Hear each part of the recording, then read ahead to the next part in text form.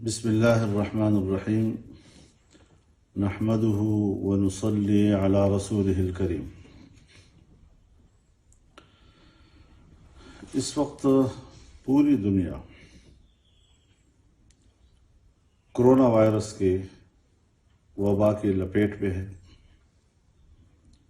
جس کو ایک عالمی وبا کا نام دیا جا سکتا ہے۔ بڑے بڑے ممالک جو مادی وسائل کے اعتبار سے ترقی یافتہ تصور کیے جاتے ہیں، لیکن اس وبا کے سامنے بے بسی کا اظہار کر رہے ہیں۔ اس وقت تک جو ورلڈ ہیلتھ آرگنائزیشن نے WHO نے اعداد و شمار شائع کیے ہیں، اس وقت تک 2,94,110 لوگ اس مرض کا شکار ہو چکے ہیں اور 12,944 افراد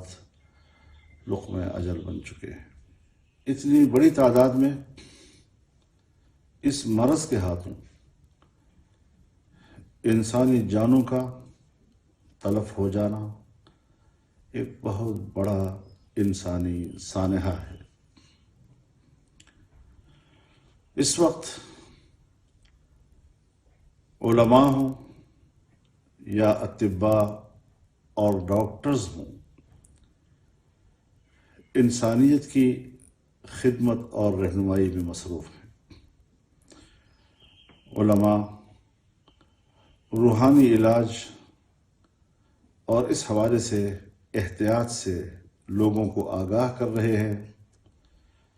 اور رجوع الی اللہ کا درس دے رہے ہیں، توبہ و استغفار کی ترغیب دینے میں مصروف ہیں،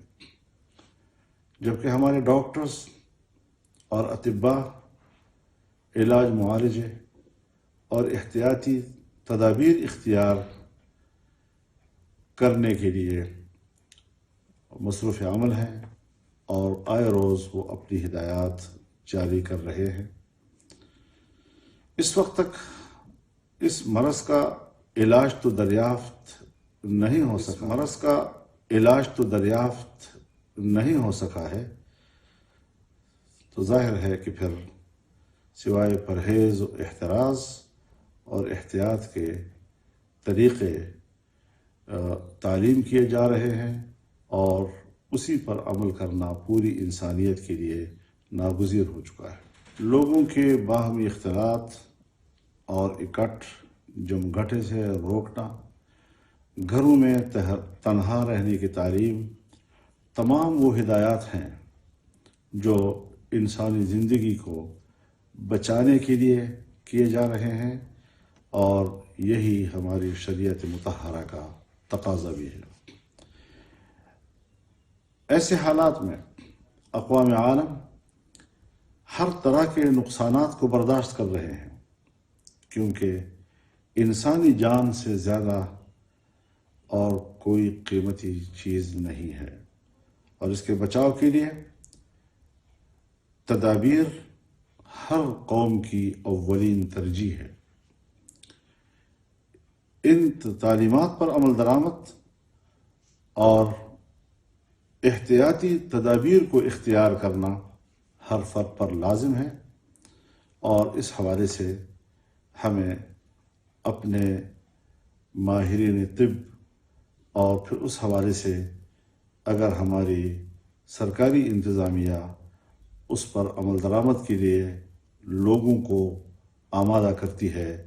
تو ہمیں اس حوالے سے تعاون کرنا ہوگا۔ جمعیت علماء اسلام نے اپنی تمام سرگرمیاں 5 اپریل تک معطل کر دی ہیں اور اپنے رضاکاروں کو ہدایت کی ہے کہ ضلعی انتظامیہ سے تعاون کے لیے اپنی خدمات پیش کریں اور کرونا سے متاثرہ لوگوں کی مدد کو پہنچے اور انتظامیہ کی ہدایات کی روشنی میں خدمات سر انجام دیں۔ احتیاطی تدابیر کو مد نظر رکھتے ہوئے کارکن اپنے اس فرض کو سمجھے کہ اس کی یونین کونسل، اس کے محلے اور گاؤں میں دہاڑی اور روزینے پہ کام کرنے والے بھی رہتے ہیں جن کا روزگار ٹھپ ہو جاتا ہے۔ ایسے لوگوں کی خبرگیری اور ان کی مدد کو بھی اپنے فرائض میں شامل سمجھے۔ ہر مسلمان کی زندگی کا ہر لمحہ توبہ و استغفار اور رجوع الی اللہ سے مالا مال رہنا چاہیے، مگر ان خاص حالات میں اس کا خاص اہتمام بھی ہونا چاہیے۔ ہم جب ایسی بات کرتے ہیں تو زیادہ تر ہماری نظر لوگوں کی انفرادی لغزشوں پہ ہوتی ہے،